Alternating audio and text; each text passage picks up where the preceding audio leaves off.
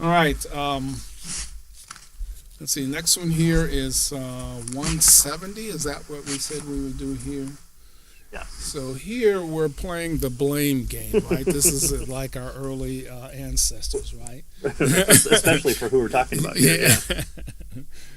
Who was to blame for original sin, right? So again, we're falling right in that. 1 Timothy 2:14 says that Eve, or at least implies that. And Romans 5:12 says that no man, that is Adam, was to blame. So who was the blame? So let's look at those passages. Yeah, these are real good ones to use. 1 Timothy 2:14, and Adam was not deceived, but the woman was deceived and became a transgressor. And then Romans 5:12 says, therefore, just as sin came into the world through one man, Adam, and the death through sin, so death spreads to all men because all have sinned. So right. Adam is our head, and so we unfortunately get the original sin. Right, from Adam, right? Now, we might say that Eve was the first one to sin, right? But it came into the world as a result of Adam's sin, right? Yeah. And so he calls this one an equivocation again on the word sin. Adam alone is to blame, he says, for original sin, right? Because he deliberately broke God's law, right? So this is the meaning of the word translated sin in the Romans passage, right? Hamartia. Yeah. Notice that 1 Peter does not state that Eve sinned. It does not use the word hamartia, right? Eve did transgress God's law before Adam, so she did do it before Adam. But unlike Adam, she was deceived. So the Bible uses a different word for transgression committed in ignorance as he does for sin, but both were wrong. Right? God is the standard, and he sets the standard. And if we fail to meet his standard, then we have done wrong.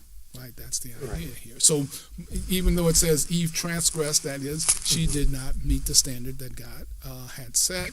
And of course, Adam's sin, again, he did not. That's what sin is, transgressing, going past, or not meeting the standard that God set. Yeah. Right?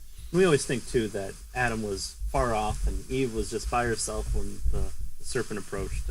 But that doesn't always seem to be the case if you're reading Genesis. Plus, on top of this, too, we have to understand that the way that God is thinking about this is kind of this federal headship of, well, how can we be held accountable for the sin of one man? But that has to be true if through Christ we're all held accountable for his sinlessness. So if it works with Christ, then we can say it works with Adam. Yeah. It's kind of like genetics, right? Why do my kids have to be held accountable for the big nose that I have, right? Well, that's just kind of the way it works, Right. And so we have a hard time with this because we're more egalitarian in our society, so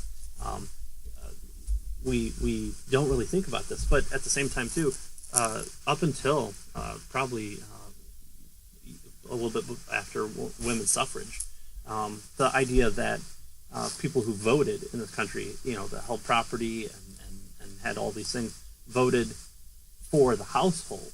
And so that it wasn't we don't want terrible women to vote. It was an understanding of the man being the head of the household, and in conjunction with his family, kind of from the ground up, this is their one vote. Mm-hmm. And so this is what we see, too, of being held responsible for the sin of Adam. So unfortunately, the DNA gets passed. But at the same time, it's glorious because once we're grafted into God's family, we have a new Father. Jesus Christ. And it's important, too, that especially Romans, I believe, talks about the second Adam being Christ. He fulfills the role of priest that Adam failed to do. He fulfilled the role of grafting in the children that he had.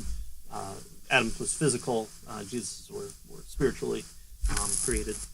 So we have a lot of parallels between first Adam, and the second Adam, Christ, that allows us to meet all the necessary expectations that we're made righteous and holy, and being able to call God Father and be children of God, not grandchildren of God. So there's no secondary offspring. That we're either all children of Satan, which falls under sin in the first Adam, for we're all children of God. Yeah. Good. All right.